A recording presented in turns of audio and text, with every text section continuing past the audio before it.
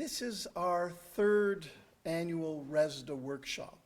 The Resources and Sustainable Development in the Arctic Network involves researchers from a wide range of disciplines and organizations representing communities, governments, the private sector, and nonprofit organizations.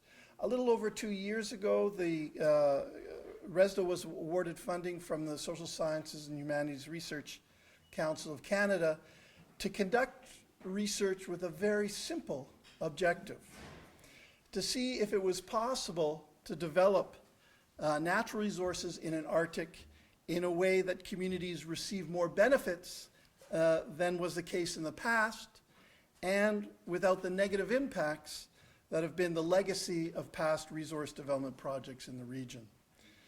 Our purpose is to gather information and undertake research and make this research and information available to communities so that they can make informed decisions surrounding the development of their natural resources. And a major challenge for us is to find the best ways of sharing information with communities, sharing knowledge with communities. Any research that's done is of little use if we can't share this research with communities, and so that the communities can make best use of it. And in addition, our research requires that we get direction and that we establish communication with communities, that we can work in close contact with communities, so that we have a good two-way communications to undertake the research and to share knowledge between both major partners in this particular project. And so that was a major concern of a workshop that we had last year in Whitehorse. At that meeting, many community partners pointed out that the research that we were doing was good, but that it wasn't going to be good for them unless we could get that information to them, and to them quickly and effectively. Because they are now facing important decisions that they have to make, and they need that information now. So it was decided that this workshop would concentrate on that question. How do we best share knowledge with communities so that whatever information that we gather, whatever research we undertake, we can share that information effectively with communities? What we hope from this workshop is to leave this place with a toolbox of the ways that ReSDA and Arctic communities can share knowledge about resource development. The first part of the workshop, therefore, is discussing 4 broad areas of knowledge sharing.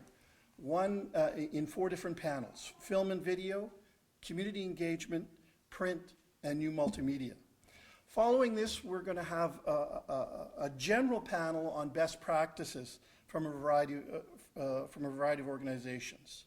What we're going to do then is have breakout groups that are devoted to hearing from you on what you think are the best ways to share knowledge for us.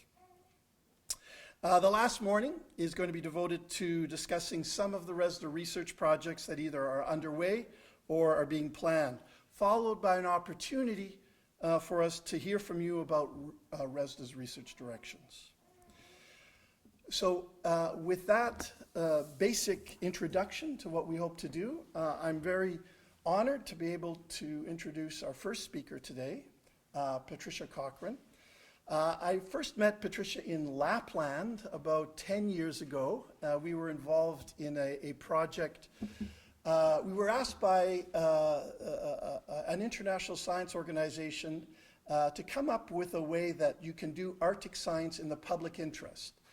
And when we did that project, we basically shifted that around and came up with the idea that the best way to do Arctic science in the public interest is to involve communities, and to have communities involved in all stages of Arctic science and all stages of Arctic research. And we produced a report on that called the Science Plan 11 of the ICARP 2 planning process, which very few people unfortunately have read, but it was a good report. And I was very impressed with the ideas that Patricia talked about at that particular meeting. So when we decided to have this particular meeting on knowledge sharing, I thought Patricia was an excellent person to invite to this particular meeting.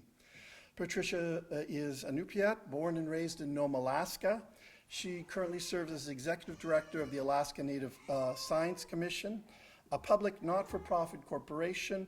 The ANSC provides a linkage for creating partnerships and communication between science and research and Alaska Native communities, and as such has to deal with the issue of knowledge sharing on a day-to-day basis.